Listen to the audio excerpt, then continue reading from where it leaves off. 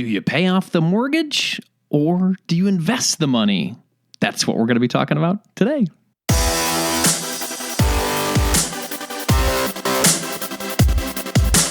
This show is dedicated to helping you strengthen your family tree and live financially free. Welcome to the Marriage, Kids, and Money podcast, everybody. This is Andy Hill, and today we're answering two questions from the Marriage, Kids, and Money community.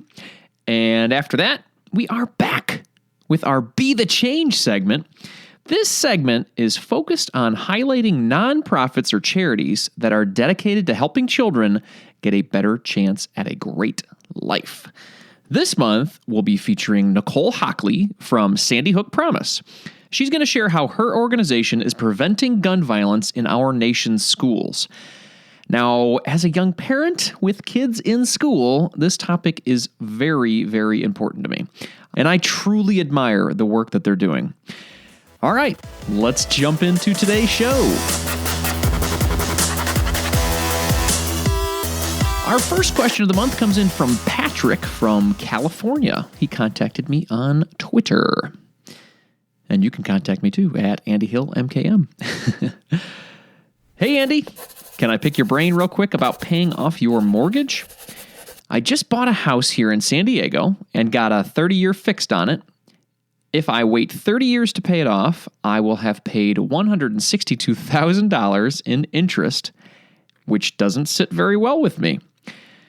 What was your reason for paying off your mortgage? I was thinking instead of making extra payments on the principal, that I would instead invest that money and after 8 to 10 years have amassed enough to pay off the mortgage in a lump sum. What are your thoughts on that?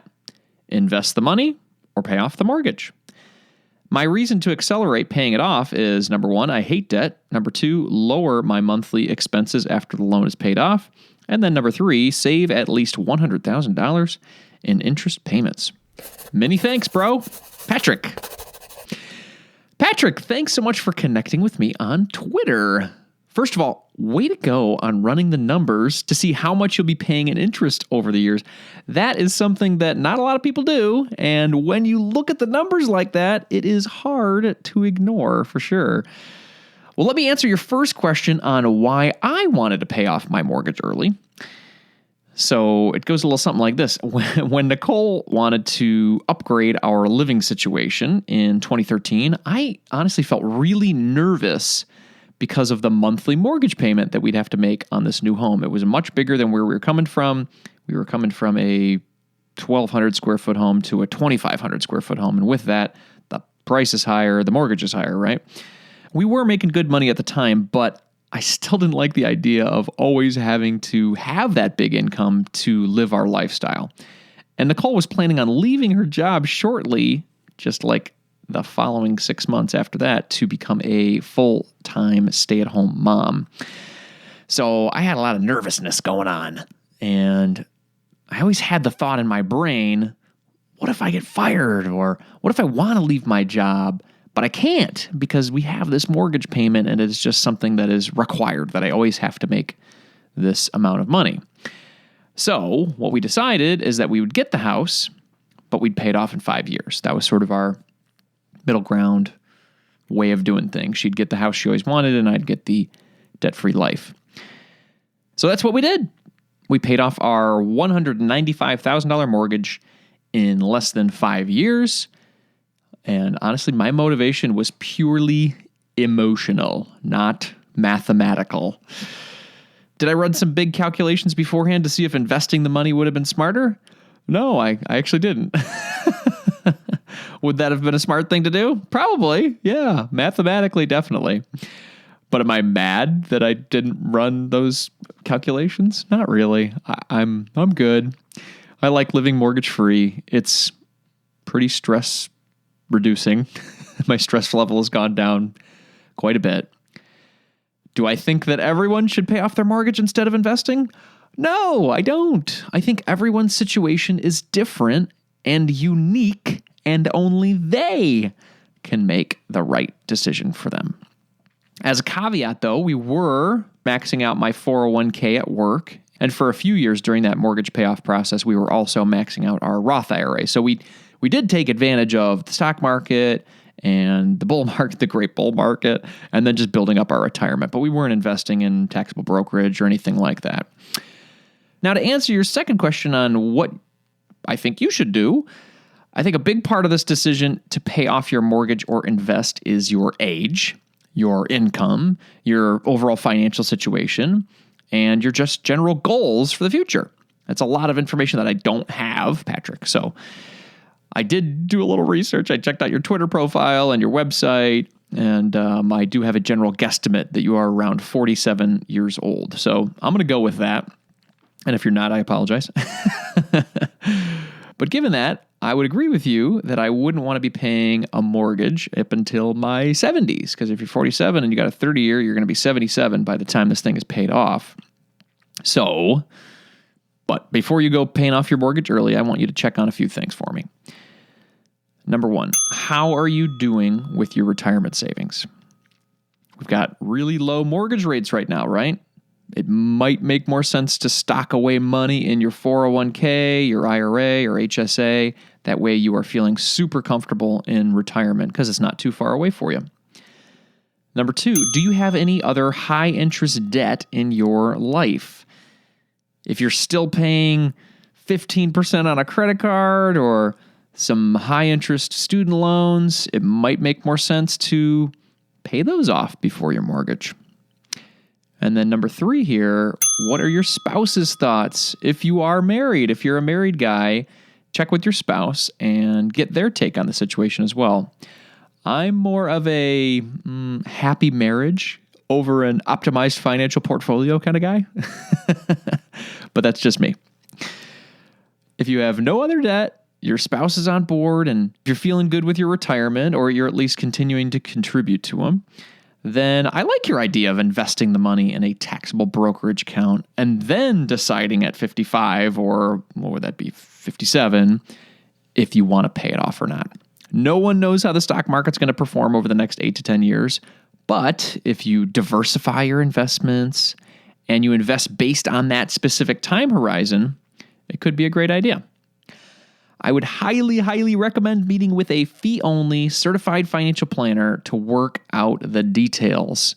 It will be well worth the investment. Some of these guys work even on an hourly rate, so you could check in with them and, get another opinion, another professional opinion, a non-podcaster opinion. Now, my opinion might be helpful. I'm glad you reached out to me, but I thought that I would add in 4 more opinions to help you look at some different angles, Patrick. Now, I've reached out to some of my friends in the personal finance community who had some general ideas as well. And again, just remember, these are all ideas.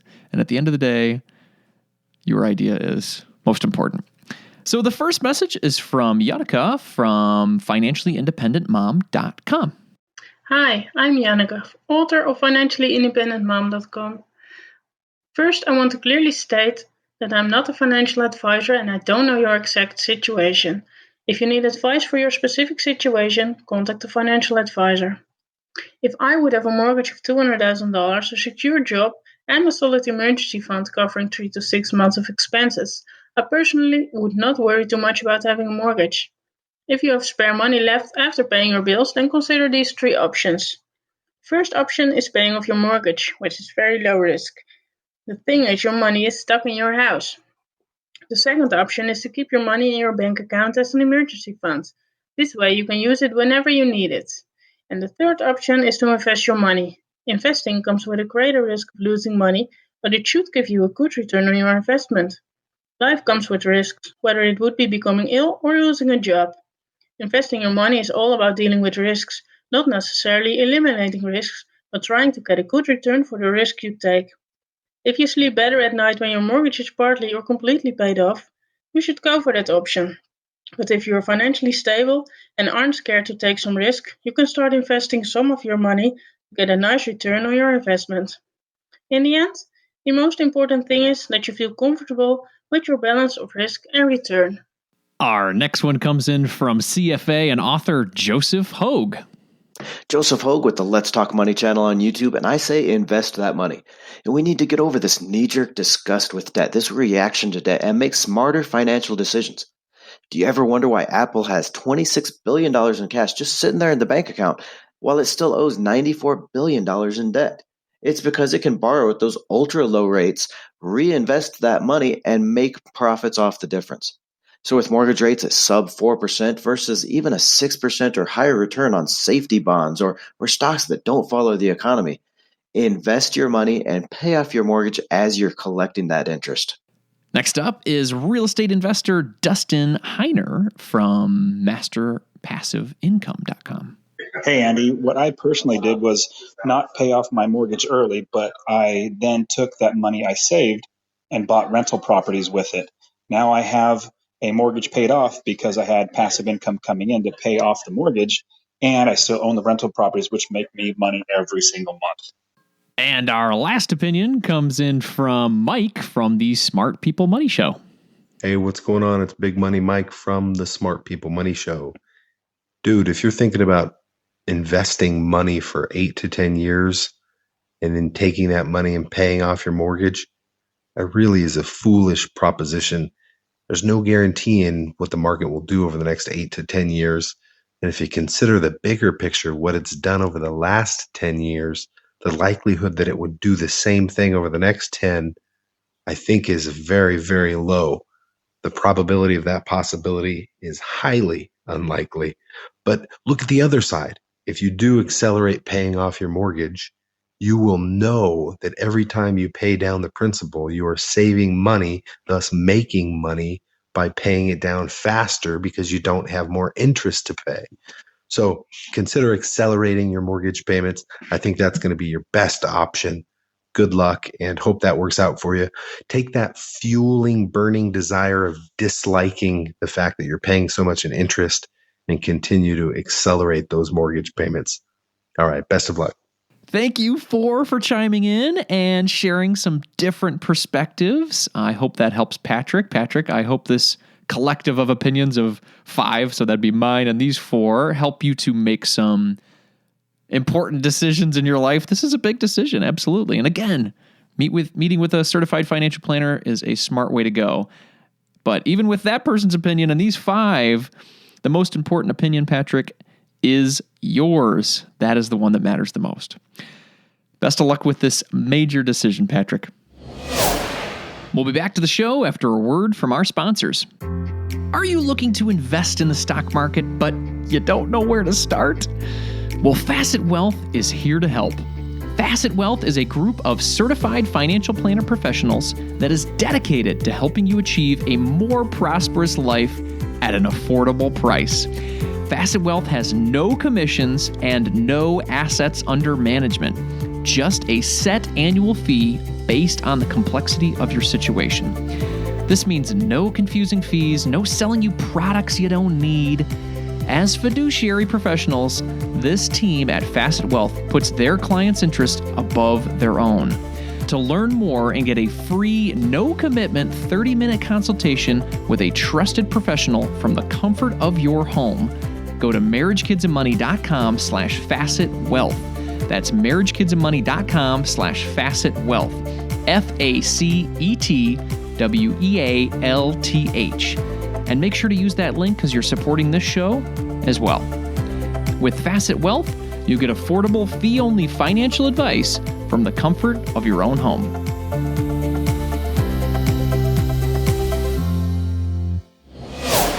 Do you have kids? How about a spouse that relies on your income? If you're listening to the show, you probably have one of those. And if you do, you need to consider term life insurance to protect your family from the unexpected. Without your income, your family may end up in a really difficult situation if you were to pass away. Protect them today with a term life insurance policy from Bestow. Bestow is on a mission to make term life insurance simpler and more human. They use data to remove the doctor visits and paperwork involved with the traditional life insurance process. And you can apply from anywhere in just minutes.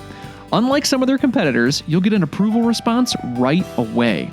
Check this to-do off your list today, my friends. Get your free and convenient quote by visiting marriagekidsandmoney.com/bestow. That's marriagekidsandmoney.com/bestow. BESTOW. With Bestow, you can have peace of mind in just minutes. Thanks for taking time to consider our sponsors, everyone. Let's jump back into the show.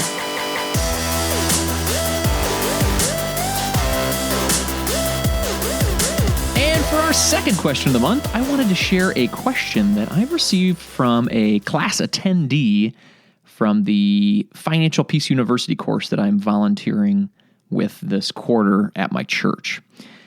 So the question went a little something like this. So Andy, for Dave Ramsey's Baby Step 1, we're supposed to save up $1,000 in our starter emergency fund. What are some ways to accomplish Baby Step 1 fast? Okay, so this will be a fun one, but I should probably provide some context for people who don't know what I am talking about. Financial Peace University is a 9-week course taught by Ramsey's Solutions. That's Dave Ramsey's company, if you guys have heard of him. And that course helps people get out of debt and get into very strong financial shape. In the course, Dave and his team introduce 7 baby steps that people can walk through to help them achieve financial freedom. Dave's book, The Total Money Makeover, and his course, this Financial Peace University, they were very, very influential to me as I was getting into taking care of my finances around the time that Nicole and I got married. So I'm a big fan. And so much so that I went through all of the steps and now I volunteer to help others walk through them as well. And the first step, Baby Step 1, is to save $1,000 in a savings account for your starter emergency fund. So now that you have the context, let's run through the ideas I have for saving $1,000 in 1 week. Oh yeah, get a little aggressive and you can do it. All right, here we go. Number 1, sell 10 items on Facebook Marketplace or Craigslist. Walk through your house and find 10 items that you don't use or that don't make you happy anymore. Finding ones that can go for a good price on Facebook Marketplace or Craigslist is the key here. But even if you don't sell them, still find those things, put them in a pile, and decide what maybe you want to donate them or you could pitch them. And this is going to help create some more space and simplicity and peace in your house. And then maybe put some money back in your pocket, right? So some examples of the ones that maybe can sell a little bit better online are furniture, bikes, baby supplies like strollers, cribs, rockers, things like that, kid toys, business suits, electronics like cell phones, the ones you're maybe sitting in your drawer you're not using anymore, clothes, purses, things like that. When you find these items, look for a general price range for your used items online, take some great pictures, and then post them. You'll be surprised at how much money you can make in one day just going through your home, cleaning house, and posting them online. Number 2, pack your lunch every day this week. Sometimes the easiest way to save money is to not spend it. And that goes so much with eating out at restaurants or those quick grab and goes or fast food. Make a commitment this week to only eat at home or to pack your lunch for work. Not only is this going to save you some money, but it's probably a healthier option as well. Come on now. Number 3, save on cable TV. The standard cable TV bill can be a quick place to turn if you're looking to save some quick money. By looking at competing providers in your area, like we've got Comcast and we've got AT&T, right? I don't know how it is in your area. By looking at these providers, though, you could see what sort of savings you could realize if you switched companies. Call up your provider, your current provider, and ask them to match the price of the competitor. They want to keep you. It's so much easier for them to keep you as a customer than it is to get a new one. So put that negotiating power in your corner. Another area to examine in your cable bill is the premium channels. Are you paying extra for some premium channels right now that you're not even using? Did you watch Game of Thrones and you had HBO and now Game of Thrones is over and you're not using it anymore? That was us. Or do you have too many non-cable subscriptions like Hulu and Netflix and the new Disney one and Sling, and they're all just adding up to be one gigantic, huge TV watching bill? Well, see if you can trim back on some of those, the ones that you're not using. Keep the ones you love, but just trim back on the ones you're not using, right? And if you want to go really hardcore and you just haven't been using cable very much, consider cutting the cord altogether. We did this 3 years ago and we don't miss it at all. We bought an HD antenna, so we still get our local channels, and the HD antenna was only like $20. So I could still watch the Lions lose on Sunday. And we can still watch, NBC, ABC, CBS, all the major channels. So consider that. Number 4, ask for overtime. If you have a job where overtime is an option, speak with your supervisor about working some extra hours this week. That newfound money can go directly into your starter emergency fund, and it's going to start building up. Number 5, lower your cell phone bill. Ask your employer if they offer any discounts for cell phone providers. I did this randomly one day when I was talking to my HR person, and I found out that I get an 8% discount. That doesn't sound like a lot, right? 8%, but it only took me 10 minutes, and then I went and put the code in, or they had to send me some confirmation email to my work email. But now I'm saving about $100 a year. So quick, easy, 10 minutes. You can also call your cell phone plan provider and ask if there are any ways you can save money with your plan. Some options are lowering the amount of data that you're using or switching to a prepaid plan. We just did this prepaid route, and we're saving around $30 a month. So what is that, $360 a year? It definitely starts to add up. And it's the same plan. We're just paying before the month starts instead of the end. There's no difference in service or anything like that. It was quick. I did it in an hour and saved $300. So, all right. Number 6, work extra hours on your side hustle. According to Bankrate, 1 out of 4 Americans have a side hustle outside of their full-time career. And it turns out they're a little bit more passionate about their side hustle than they are their full-time career. Well, if that's you, take your passion up a level this week and create some more income for yourself. Some of my favorite digital side hustles, as you guys probably know already, are freelance writing, blogging, and podcasting, as you are hearing right now through my voice. And then some easier non-digital side hustles, if you're not into the digital stuff, can be landscaping, babysitting, dog walking, house sitting. You could do Uber or Lyft or TaskRabbit, some of the gig economy stuff. That's the quick money side. But yeah, if you have time and some motivation, the money is out there for you.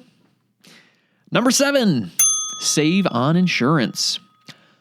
Call your insurance provider and tell them you are looking to save money on the overall cost of insurance. Here are some questions you could ask. Number 1, what discounts am I not taking advantage of, good sir? Number 2, are there any discounts for bundling my insurance together, like home, auto, life, etc.? And then number 3, with my great driving record, if that's the case, am I receiving the appropriate discounts? These questions and just asking in general could save you so much money. And if you don't feel like you're getting any traction as you're talking to them, shop around with other providers. We did this. We called Geico, asked a lot of these questions, and it just didn't seem like there was any movement whatsoever. So then we called up Progressive, and we eventually switched because they were able to save us $1,200 a year by switching. So one call, $1,200. So switching sometimes, periodically, every couple of years, seems to save you money. It's a shame, but hey, you got to do it. Number 8, switch to a discount grocery store. Our family switched from Kroger to Aldi a couple of years ago. You guys have heard me talk about this quite a bit. We were spending around $900 per month at Kroger, for our family of 4, and we are now only spending $600 per month for pretty much the exact same groceries. Look for an Aldi near you and give it a try. We found that the produce isn't as great as Kroger, but for our everyday grocery needs, including organic stuff, it can be completely fulfilled at Aldi. And if you don't have an Aldi near you, check out Walmart as well. They have a good organic selection, and it keeps growing, and they have very competitive prices. I'm going to include an article. This is really cool, from Clark Howard, where he analyzed buying the exact same things from Aldi, Kroger, and Walmart. And he shows the price breakdown. And it essentially shows that Aldi is very much the clear leader. But it's a good thing to see how all the prices stack up. So I've got that article in the show notes. Check it out. Number 9, take a break from Amazon. Oh man, one of the largest companies in the world right now is Amazon. And you know why? Because we all buy from them. I don't know about you, but sometimes random Amazon boxes show up at my house and I completely forget what I ordered. Someone in our Financial Peace University class called this Amazon amnesia. It's true. Has that ever happened to you? Think about it. So because that's the case, take a break from Amazon for at least a week. Don't order a thing. Cancel your Amazon Prime subscription if you need to. Sometimes the ability to get what we want immediately, just having that ability. We didn't have this, 10 years ago. It makes it just hard not to buy, right? Because it's so easy just to click a button and it shows up at your house, all packaged up in a nice little brown box. So take that ability away from yourself for 1 week and see what it does. Number 10, the last one here. Cancel your unused subscriptions. Are you spending money on things that you're not even using? I've done this quite a bit. I remember paying for a monthly gym membership when I hadn't even visited the place for at least 6 months. That is literally throwing money down the toilet. So consider canceling some of those unused subscriptions and memberships, like club memberships, gyms, Amazon Prime, Netflix, Hulu, those types of ones, magazines. You have magazines sent to the house, newspapers, Costco, Sam's Club. Now, if you're using these and enjoying them, then don't cancel them. I would not recommend that. The point here is not to kill your joy and leave you unhappy just to get $1,000 fast. Of the ideas that I just mentioned on the list, find the ones that do resonate with you and work hard on them. And the ones that don't fit for you, just leave them alone. There are enough ideas of things that I mentioned here to get you $1,000 in no time. Then you will be ready to crush baby step 2, which is to eliminate all of your debt outside of your mortgage. All right, to refresh everyone, let's go through that list one more time real quick. Number 1, sell 10 items on Facebook Marketplace or Craigslist. Number 2, pack your lunch every day this week. Number 3, save on cable TV. Number 4, ask for overtime. Number 5, lower your cell phone bill. Number 6, work extra hours on your side hustle. Number 7, save on insurance. Number 8, switch to a discount grocery store like Aldi. Number 9, take a break from Amazon. And then number 10, cancel your unused subscriptions. Okay, so now's when we take some action, my friends. Good luck grabbing a quick 1K. And if you have a question like Patrick or my FPU class query, please leave me a voicemail at marriagekidsmoney.com/voicemail. Be sure to leave your name and your question, and I would love to hear from you. That's marriagekidsmoney.com/voicemail. For our Be the Change segment this month, we are featuring Sandy Hook Promise, an organization that is dedicated to preventing gun violence in our nation's schools. I've invited the co-founder and managing director, Nicole Hockley, to tell us more about the organization. We're also going to discuss what we can do as parents, neighbors, and community leaders to prevent gun violence where we live. Welcome to the show, Nicole. Hi, thank you for having me. Thank you so much for being here. So, Nicole, I'm well aware of your story and all the work that you're doing to prevent gun violence through Sandy Hook Promise. Would you mind sharing a little bit about why the topic of gun violence prevention is so important to you? Sure. The topic of gun violence prevention is very personal to me.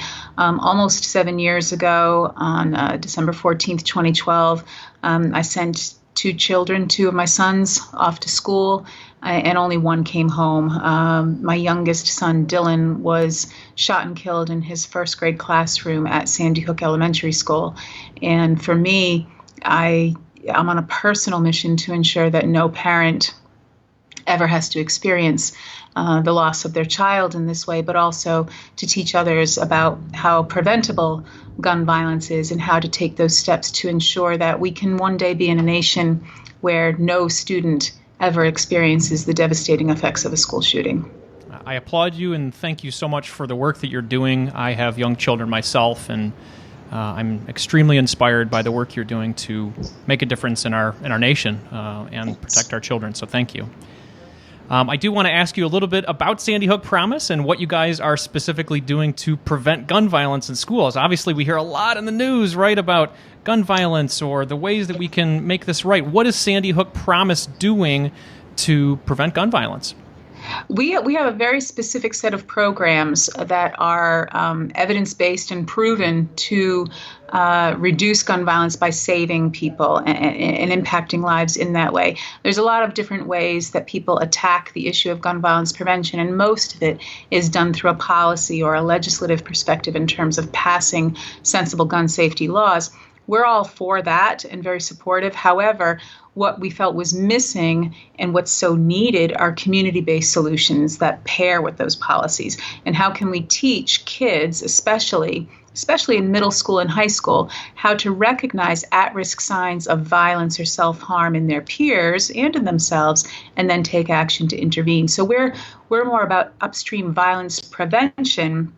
And within that broad spectrum of violence, we are also helping to avert self-harm, suicide by firearm, homicide by firearm, and mass shootings. Can we talk specifically about some of the programs that you are working on in schools that are providing that information? Sure. We have an umbrella program called Know the Signs. And then within that, we have programs such as Start with Hello, where we teach kids how to recognize the signs of someone who is chronically socially isolated and to understand how that feels and how being pushed out or withdrawn can feel and how to create connections. Because we know that social isolation is really one of those upstream factors that if you intervene on it and make connections earlier on, people aren't left to their own devices, aren't feeling like they need to retaliate against something, aren't feeling like they're being bullied. So connections are really important. Another program that we promote very heavily is Say Something, and that's where we teach teens and the adults around them, how do you recognize the signs of at-risk behaviors? So someone who is behaviorally showing that they are thinking about harm to themselves or hurting someone else, or how to recognize an overt threat that's being made and then take action. And particularly on social media, because that's where a lot of these threats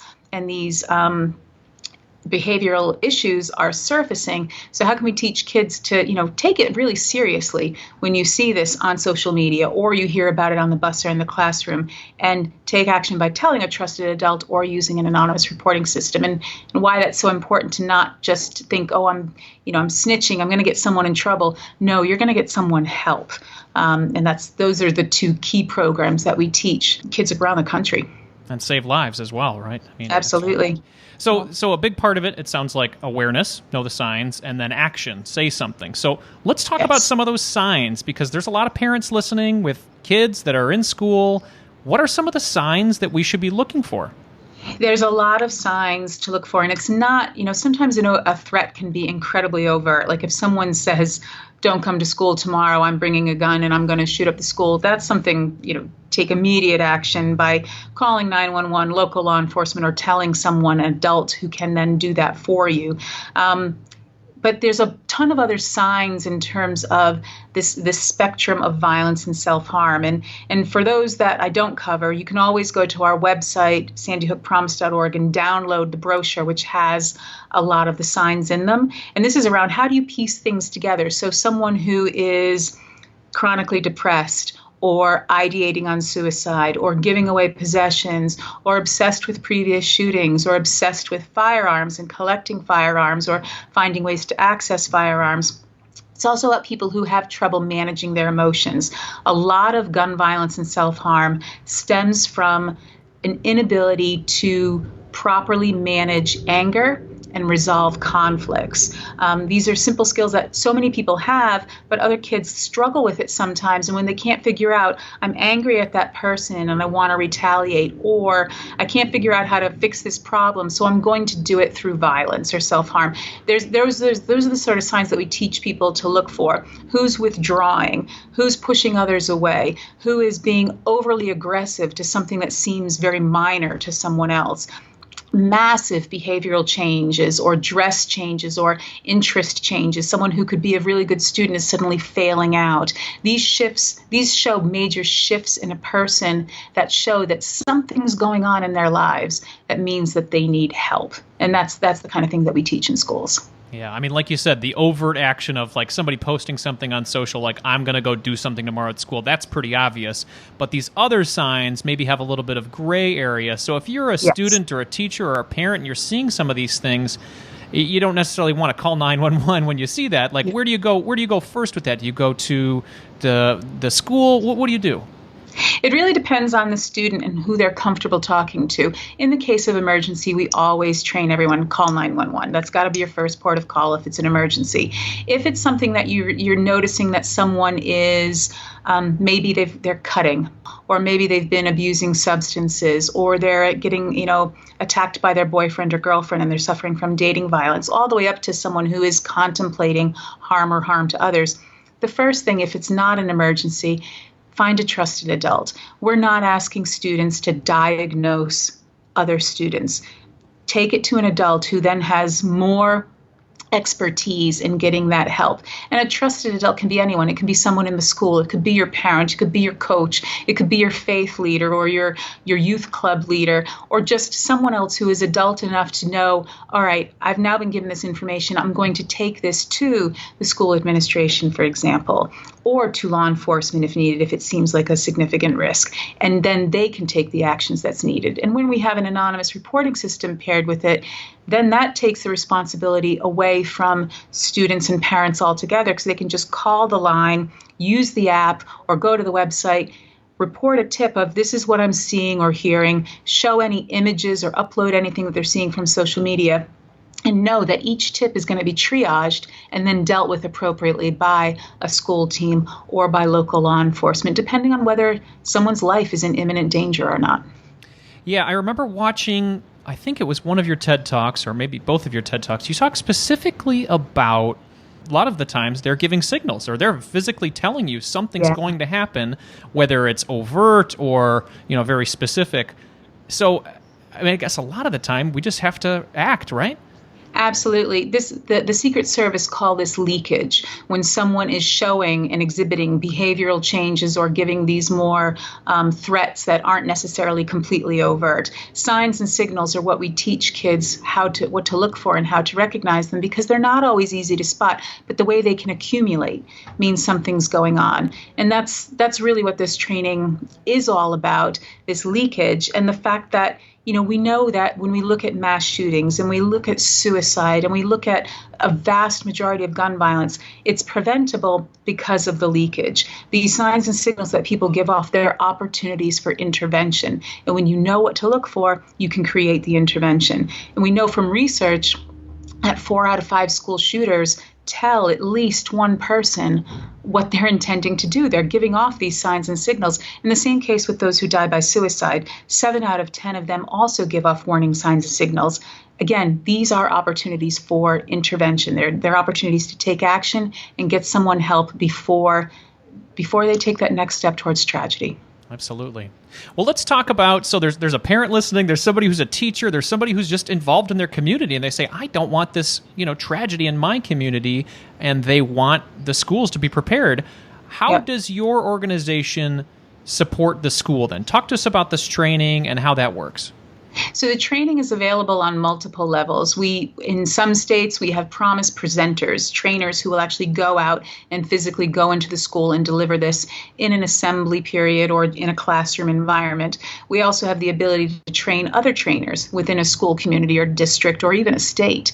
And then we also have digital self-lead. So if you want to download the Say Something program, if you're an educator and you say, I want to take this to my classroom, you can actually go to our website, download the program, download the educator guide and all the activities and objectives of learning and activities to do, and do it yourself, and then report back to us how this was experienced by your classroom and what you're seeing so that we can continue to refine the programs. Later this fall, we're also launching video training. So for some teachers, it's just going to be an easier solution to plug and play. Take the video training of our trainers presenting to your classroom and just plug it in and show it during a classroom, or send it home as a homework assignment if needed. These are different ways. We really want to make sure that we're reaching kids in schools in whatever way they need. So we really prefer to train districts all together, because if you have more power if school to school you're all talking with the same voice and taking the same actions, versus one school having one hotline number and another school having another program. The power with youth comes when you're all working with one voice and one shared action and one training. So we really prefer training at a district level. And then we sustain everything through clubs. We've really learned from the schools that to keep these programs alive, so that starting with hello or saying something just becomes the normal thing of what you do every day, you need to let the students own it. You need to let them lead it and empower them through the use of clubs, which we help to sustain the programs. That each month there's another message around, all right, we've just practiced an active shooter drill. Let's reinforce this with a say something exercise, because as students, we would much rather be preventing violence from happening rather than practicing for when it does. So it's perfect for any parent who wants to bring this to their school or their youth organization or their community center, self-lead and download the material, or contact us and we'd love to bring it to your district and train the students directly. And that training, I know budgets are tight in a lot of school districts. How does that work? Is there a cost associated with your training? There is no cost with the training. We don't charge schools for our services at all. And at a district or state level, there's also federal grants available for training as well in violence prevention programs such as ours and anonymous reporting systems such as ours. But if a district signs up with us, we're not going to charge anything for our services, and to help sustain the clubs as well, to really keep it alive so you can see the impact and the long-term change that we need. That's incredible. Thank you, Nicole, for that. And I wanted just to let you know a little bit, this segment, this conversation we're having, I like to call it Be the Change, because this allows people, this show's about, building wealth and then giving back, right? So this specific segment is about being the change you want to see in the world. And if you want to see the change in your community, obviously working with organizations like yourself are a great way to do it. So let's talk about what happens with money that is donated to your organization. If somebody wants to help and support this organization, how does that work? Well, and donations are absolutely needed so that we can do the work, because since we don't charge schools for our costs, but obviously there are costs to delivering the program, and we are 100% donor funded. The money is used for the program. So roughly it costs on average, depending on the program, it costs on average $1 for us to train a child. So if you think about how big your district is and how many kids are there, you can get a rough estimate of how much money is needed for us to go in each year and train those kids. 75 cents of every dollar that's donated to us goes straight into those programs. We're not here to make money. We are here to have an impact and to save lives, period. So the donations, we keep our overheads incredibly low so that the money from our donors is used in the way it's intended, which is to impact lives. Excellent. Well, Nicole, if you could look out 5 years from now, as you've been working on this organization for over 5 years now, how would you describe success for what you're doing with Sandy Hook Promise? Well, I mean, I kind of feel my job is to put us out of business, by training every single school in the country and ending this epidemic of gun violence and school shootings. I don't know if that's I don't think that can be achieved within the next 5 years, but I think when I look back at what we've achieved in the last few years, we're already in about 14,000 schools, have trained about 7.5 million kids so far, have generated almost 30,000 life-saving tips into our anonymous reporting system, and intervened on a lot of school shooting plans and suicide threats and other forms of violence. So if I look 5 years out, I'd say we'll easily be at we should be at more than 20 million kids trained by that time. And some of these are going to be some of those 20 million are going to be kids that will have been trained more than once, that they're really getting the impact going forward. We'll be in a lot more schools across the country, especially where there is violent crime and death by firearm. And we'll be building up these next 5 years of kids, because some of the kids that we've been training are now going into high school and graduating out. So within the next 5 years, a lot of those kids will now be in college or beyond, and we'll be training the next generation as well. So it's just going to be more lives saved, more impact, and more education on how to recognize the signs and help someone before they ever reach the point of picking up a weapon to hurt themselves. That's incredible results. You said 30,000 anonymous tips or tips that have come in, and just in the last year. In the last year. Wow. And physically preventing this from happening. So that's what happens if we have the awareness and we know how to take action. Nicole, this is an incredible conversation. Thank you so much for your time today. Where can people learn more about Sandy Hook Promise and then consider donating and supporting your organization? Well, thank you. And if anyone who wants to learn more, just go to sandyhookpromise.org. You can sign up, leave us your email so that you're getting regular updates from us. There's a donate button right there on the website as well. And all of the information is there, as well as tools to help you bring it to your school or district. Everybody, I'm a proud supporter of this organization. That's why I wanted to talk with Nicole today. It's an extreme honor to speak to her, a parent who is out there, not just thinking about, hey, man, look at all those horrible things that are out there that are happening. She's on the front lines for all of us, trying to protect our children. Thank you so much, Nicole. Thank you.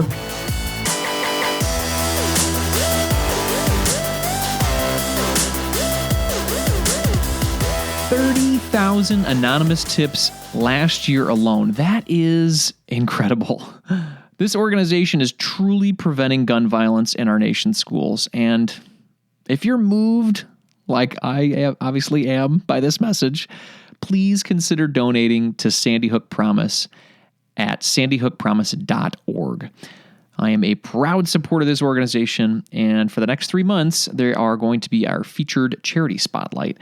A portion of the profits from this little side hustle of mine is going to go to the organization, and they are going to be featured on the right side of my blog for the next 3 months, so you can see their logo, and I hope you consider donating. As a quick reminder, as we wrap up the show, this show is for entertainment purposes only, my friends. Be sure to seek out a professional for your specific financial situation. That goes doubly for Mr. Patrick at the beginning of the show. Before we go for the day, I'd like to ask you to do any one of these 3 things to support this show. Number 1, subscribe to this show in your favorite podcast player. Number 2, share this episode with a friend who's looking to pay off their mortgage or invest, save $1,000 quickly, or support an organization that is out for the well-being of our nation's children. You'll find all the links and resources for today's show at marriagekidsandmoney.com/session155. That's marriagekidsandmoney.com/session155. And then the last thing, number 3, leave me a review in Apple Podcasts or Stitcher. Those reviews help more people to find this show.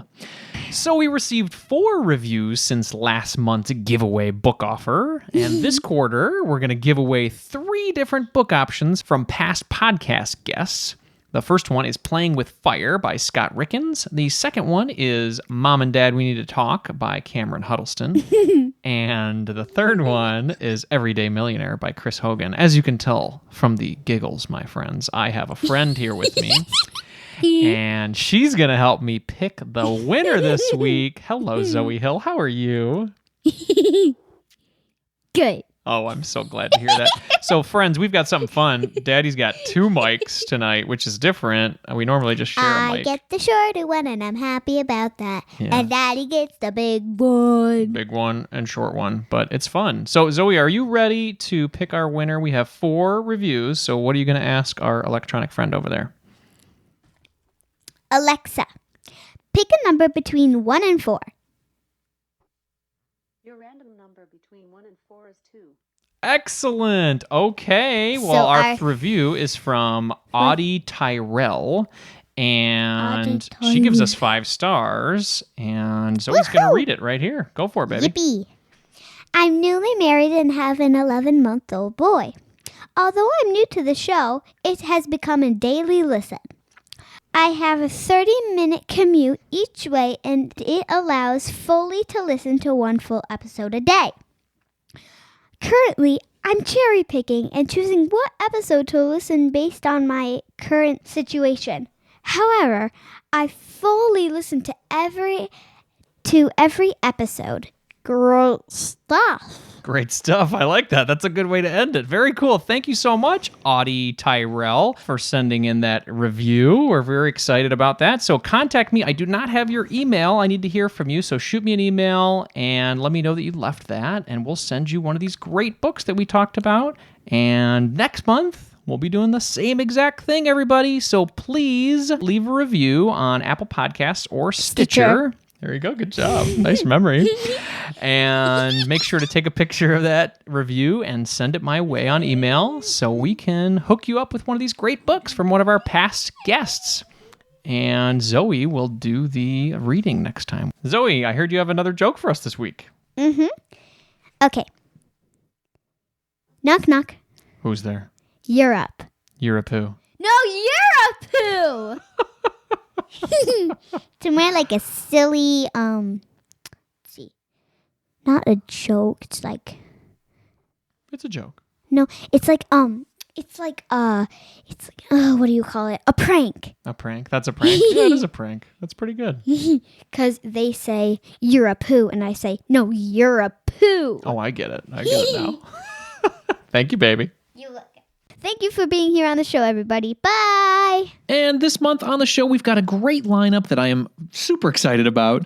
Next week on October 14th, we have ex-hedge fund investor Chelsea Brennan. She's going to join me to share why she left her $400,000 plus salary on Wall Street, and she chose a life dedicated to family instead. The following Monday, October 21st, our Family Fi segment is back, and we are highlighting the story of author Chris Mamula, who retired at age 41. And I'm also going to share reasons why to pursue financial independence, even if you like your job. And the week after that, the last week, October 28th, real estate investor Rich Carey, he's going to join us and tell us how he purchased 20 rental properties free and clear in cash from the other side of the world. I really appreciate your support in September, everyone. I was able to win Best Family Finance Blog because of you. Thank you. I am looking at that little trophy on my shelf right now, and it just makes me happy. And I look forward to bringing you more awesome shows in October. In the spirit of growth and inspiration, I'm going to end the show with a quote today from Benjamin Disraeli. Action may not always bring happiness, but there is no happiness without action. Here's to taking the first steps, my friends. Carpe diem.